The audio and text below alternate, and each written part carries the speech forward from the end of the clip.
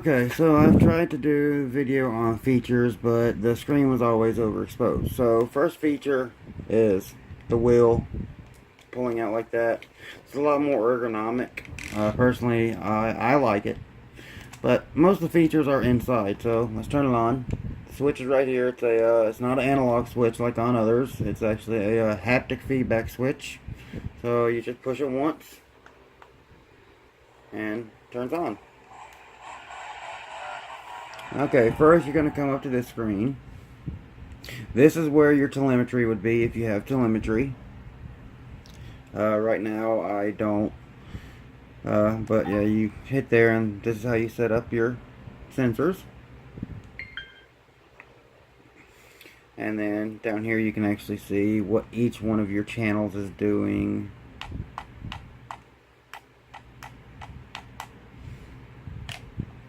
So yeah, that's what that's all about. And then you have your trims right here. So let's get into the main part. First one is reverse. Everybody know what servo reverse is. You have it for each one of the 4 channels.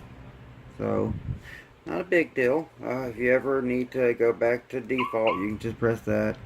Reset the default. Are you sure? Yes. I'm going to use the pen for this. It also comes with a stylus. So no. So go back. Endpoints.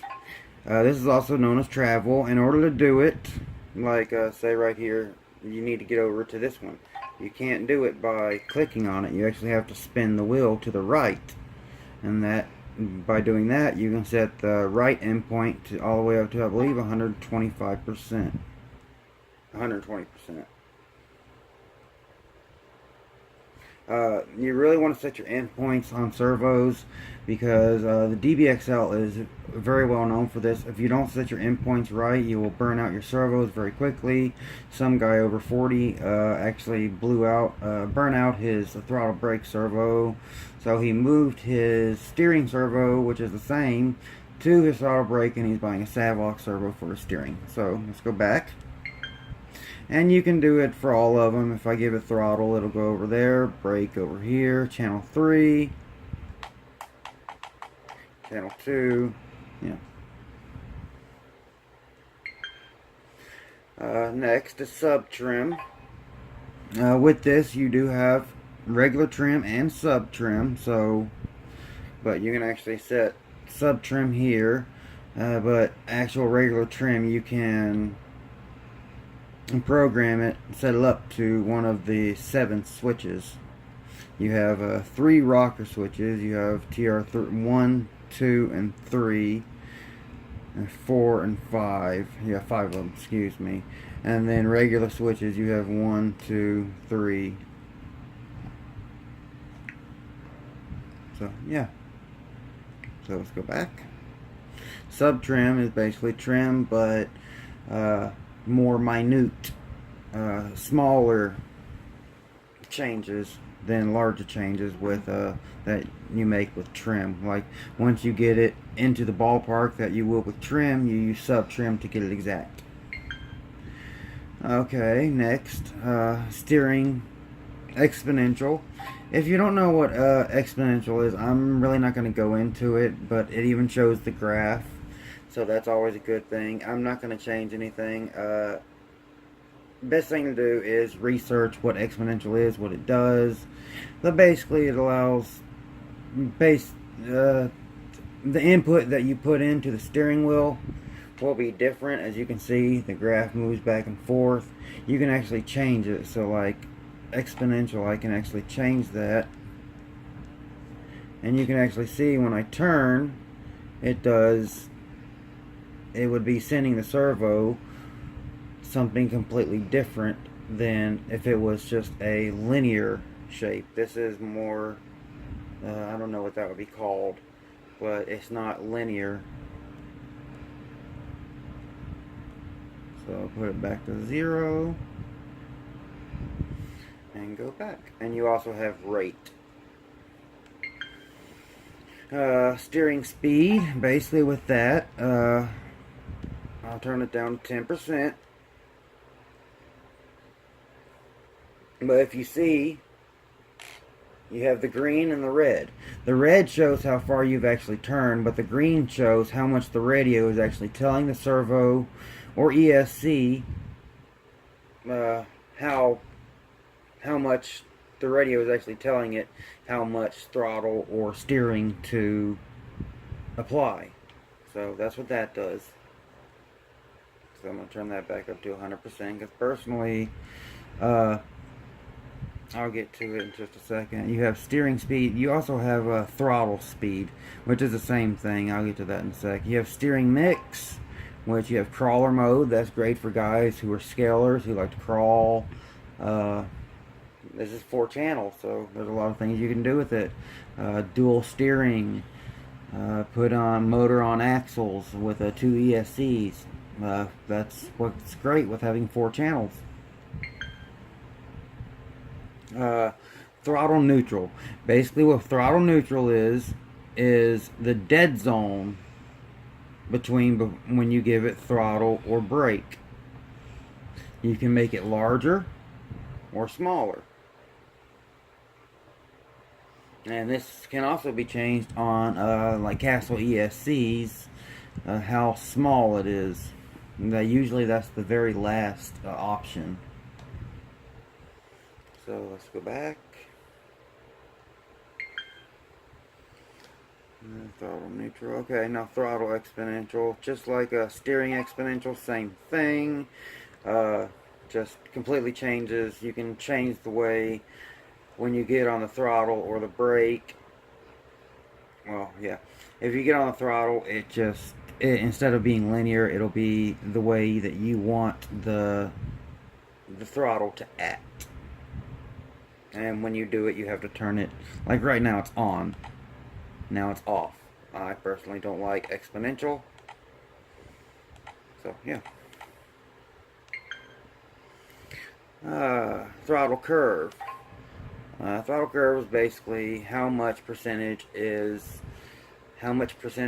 throttle is sent to the ESC, or how much the servo moves for a fifth scale or a nitro when you pull the trigger.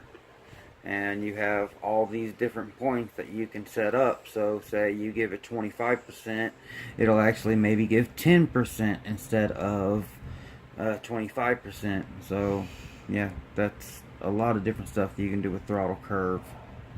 A lot of these, if you want more information about it, all of these can be looked up on Google. It's very simple.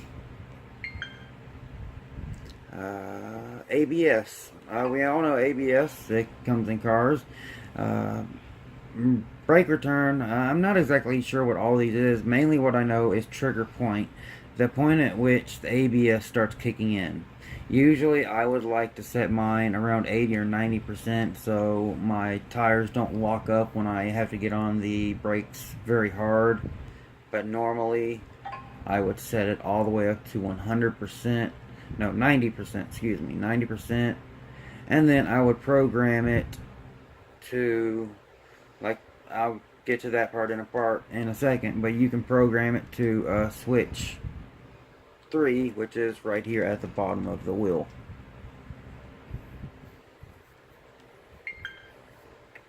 And then duty cycle, cycle length, delay, all that good stuff. I still got to learn, but the great thing about it is, if you're not sure what everything is, you hit the question mark and it will explain everything. So the manual is sort of built into the transmitter. If you ever have any questions of what something does, just hit the question mark right up here. Where were we at? Throttle speed. Just like steering speed. If I was to go, would be giving it throttle, turn it down to 10%. This would be good for drag racers. Turn it down to 5%. If I give it full throttle, instead of when I give it full throttle and all of a sudden the ESC or servo giving the motor 100% power, this will slowly give it 100% power. This is great for, like I said, dragsters, so you don't either spin the tires or just do something that could end up costing you a race. Gotta hurry up. My fiance's holding the camera and her knee is not doing well at all. Okay, throttle middle.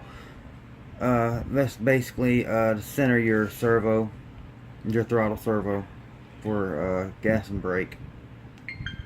And like I said, ever got a question? Hit the question mark. Next. And then, not many left. Throttle idle up. I personally use this on nitros. I usually go between 10 and 15%. Usually with your nitro engine, you want it to be able to start without having to give it any gas. But this, I usually set it to switch 2, which is down here by my pinky. And basically what that will do is just give it 10% throttle. It won't go anywhere, but it will have the idle up to say 10,000 RPM, and once it gets up to temperature, I can drop it back down to, usually I like my idle at about 6,000 RPM. So yeah, that's pretty much all it is. And when you do it, you have to you have to assign it to one of the buttons. Like I said, I do it to switch 2, which is right here. Engine cut, that's for fifth scales. And basically, you set that to a button, and you have to have a kill switch with it. But it will cut the engine if something bad happens. If it loses signal with the radio, it'll go off if you press a button, or if you shut off the receiver. I mean the transmitter, excuse me. Then you got boat mode. If you turn it on, you can actually see it gives full brake. And personally, I don't like it because it doesn't give you as good throttle control, precise throttle control with the boat, because you have to pull the trigger 50% just for the boat to start doing anything. So yeah, personally I don't like that, but I don't own any boats. Once I get one, I'll try it and see. Brake mixing, this is great if you have 2 different servos for front and rear brakes. Usually with a full-size car, you're going to have a proportional valve. You're going to have 60% throttle going to the front and 40% going to the rear, or 65% to the front and 35% to the rear. Personally, with my bashers, I like, say, 60 to 70% to the rear and 30 to 40% to the front, so I can sort of do power slides and slide around curves when I'm bashing. But when it comes to actual racing, I like to have the braking more up front. Like I said, 60-40, 60% up front, 40% in the rear for racing, more controllable basically. Where were we? Mixes. This is where you can do mixes. Say you have a Traxxas Revo. They have two switches, 2 steering servos.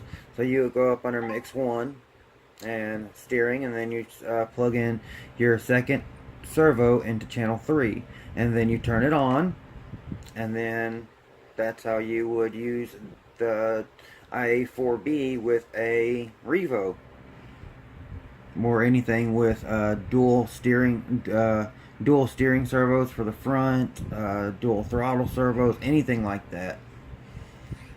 So I'll shut that back off, go back, and go back. And there's 4 mixes that you can do per model. Display servos. This will actually show what each and every one of your servos is actually doing, and you can compare what's going on right here to actually what's going on to the vehicle. And you can press this right here, and we'll actually do a full sweep of all 4 channels. Just make sure either you don't have wheels on, the wheels are off the ground, stuff like that, because you definitely don't want to be giving throttle if the wheels are on the ground, because it's just going to take off, and it's also going to be steering by itself. That would not be good.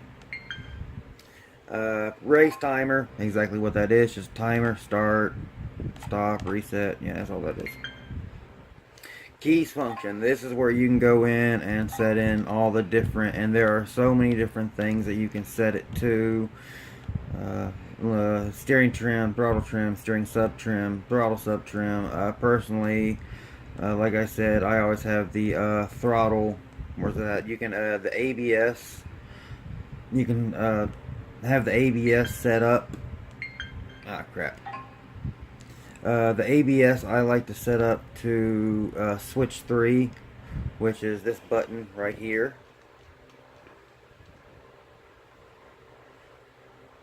So yeah, this is where you go to set up whatever you want to whatever switch. So say switch 2, I like to have that to the throttle idle up. So I just find it, throttle idle up, hit it, and I'm done. So now switch 2, when I hit it, it gives me throttle idle up, and then I have to set how much it does it. Almost done. Models, that's exactly what it sounds like. This is where you go to set up all your models. So far I have my Traxxas Vortec, my Thunder Tiger 99R bike, my Baja 5 SE, my Traxxas Jado, my Kyosho Mad Force, and I still have quite a few to add. It's just those are the 5 that I've got on here thus far. I still have my 5T. I've got quite a few I still have to add on here. And when it comes to the name, you actually have, I believe it's 12 characters that you can input to name it. Like right now it's FlySky 7, but say I go here and bring up, whoops,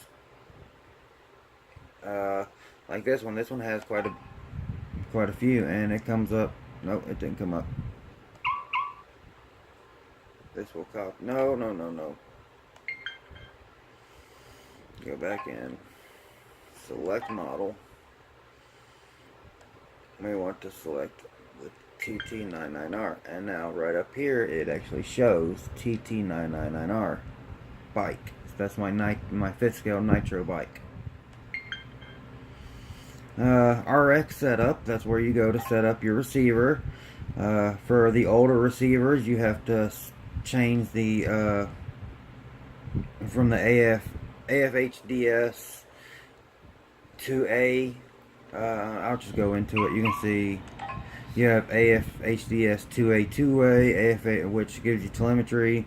One way you don't get telemetry. AFDHS 2, that's what came with the i4, no, the IT4, not the IT4S. That's what you would get with the IT4, but they upgraded it. Now you get telemetry with it. I mean, this is awesome.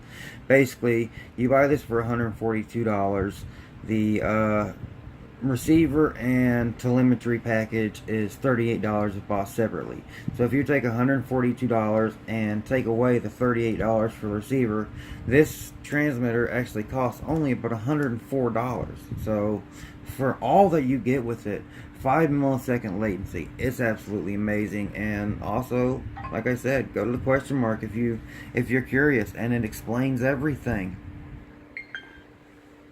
So, and also you can set your fail-safe with a nitro. If it loses contact or anything, you want to make sure that it gives full break. Bind with receiver, you hit that, then you hit yes, and then it'll bind to whatever receiver you're binding with.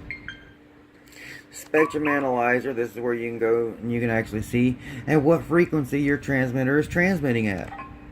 So if I give it throttle, steering, you can actually see that as of right now I never understand the dBm.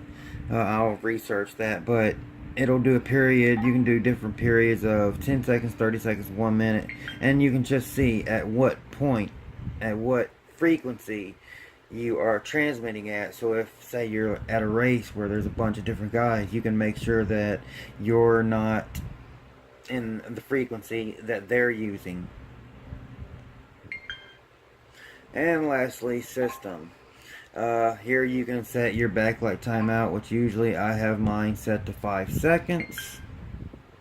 Backlight, right now it's set to 50%. You can turn it down as low as 20. as high as, of course, 100%, which gets really bright. I have mine set to 50 because the screen does suck the battery dry. System sound, you get no sound anymore at all. Alarm sound, that's for if you leave it sitting too long. We all know the Spectrums, if you leave them sitting for too long of a time, they start making a hell of a racket. Yeah, you can shut that on and off here. Auto power off, that's good, but you always, that can be good, but that can be bad. If you have your failsafe set up, you don't have to worry about it. Basically what this will do is after a certain amount of time, the transmitter will automatically shut off so it doesn't waste the battery.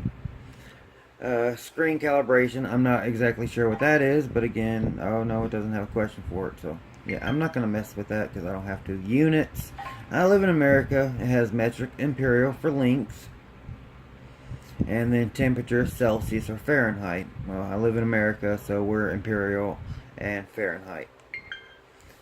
USB function. This one part is really cool. They have the simulator on the computer called VRC and VRC Pro. Basically, with this, you can plug this directly into your computer, and instead of having to get the adapter and a receiver and all that stuff, you can just use this transmitter alone to play that game and practice racing. So that's one thing I really liked about this when I bought it, because personally, if it's raining outside, I like to practice racing and I can do it on my computer. Language, of course, yeah, English here. Firmware update, that's how you'll connect to a computer and update it. Factory reset, and about the FlySky IT4S. And it tells you everything. So yeah, that's all the features, and when you think about it, $104 for all of this, I mean, this is a lot. And not only that, like I said at the very beginning, you get telemetry with it. You can get the GR3. You have E and F. You can get those receivers for. You can get those receivers, 4 of them for $22.95 on eBay. I like the fact that you can turn the wheel, so when you're steering, it's a lot more ergonomic. Instead of being just like this, it's actually like this. So, personally, so far, the two vehicles I've driven with it, my Fortec and my HP i5SE, I really like it. The latency is very quick. It's better than the GT3C, which has, I believe, a 20 millisecond latency. So you cut your latency by 4. I mean, it's so fast. Throttle response is much faster. Steering response much faster. So yeah, that's it. And like I said, all these buttons. You got the rocker switches here. 2 buttons here. Rocker switch here. Rocker switch here, rocker switch here, button here, button here, and button here. So you have, if we were to go to them, you have rocker 1, 2, 3, 4, 5, 6, 7, 8.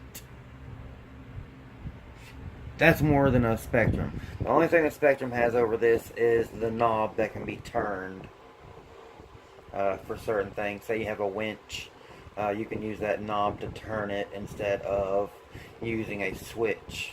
The knob will be a little more accurate. But yeah, for $104, if you actually remove the A4B and all the telemetry, $104 for this receiver is amazing. There's some people selling them. I saw one guy that got one for 70 bucks used. Awesome, just awesome transmitter. I absolutely love it. The GT3C I have is going to a friend of mine who did me a really good favor when it came time, when I did a trade. I'm not going to get into that because that's my personal stuff with trades and stuff, but just if you have the means, not only is this an amazing transmitter for bashing, it's also an amazing transmitter for racing. It's fast enough, but I also do know that with the older receivers, there was a big problem with FlySky transmitters causing problems with other transmitters.